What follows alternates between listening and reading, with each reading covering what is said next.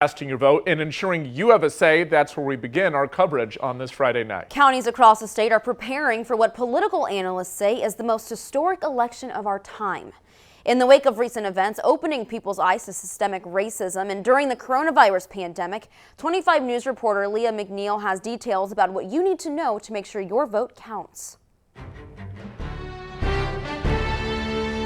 At the County Annex in Killeen, one of 6 early voting locations in Bell County. All eyes will be on the ballots for this upcoming presidential election. If you're not 65 or older, disabled, in prison, or will be out of the country on Election Day, you aren't eligible for a ballot by mail. But if you are, ballot by mail requests need to be into our office by October 23rd.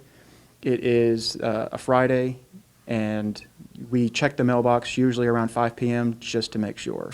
Assistant Elections Administrator for Bell County, Matthew Dutton, says his team has been busy preparing for this upcoming election, especially with the extension of in-person early voting. It's going to start on October 13th, which is a Tuesday, and it's going to run through October 31st, which is a Friday. We usually recommend people to please utilize early voting if at all possible to help ease congestion on Election Day. If you're not registered to vote, the deadline is October 5th. Even if it's that day and they can't make it to our office, if they take it into a post office and just ask them, please postmark this today, as soon as we get it, we can get them in the system and we can get them processed and they'll be active for the November 3rd election. Besides the presidential office, there's so many other things to vote on: local offices, statewide offices, local school boards, city councils. And so it is incredibly important to vote. Dr. John Kohler, political science professor at Central Texas A&M, says while most people say the economy is their #1 concern, there are a number of other things people will take into consideration before they head to the polls. Healthcare,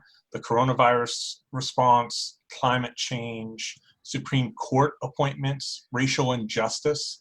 These are very critical issues for our time, and that's what makes it really important for people to be involved. No matter your political party affiliation, Kohler says it's your civic duty to vote. Even though you may feel like your individual vote might not matter, it is important to show elected officials where you stand. Dutton tells me they cannot turn anyone away if they are or are not wearing a mask, but they will be enforcing social distancing in line and at the voting booth. Leah McNeil, 25 News, Killeen.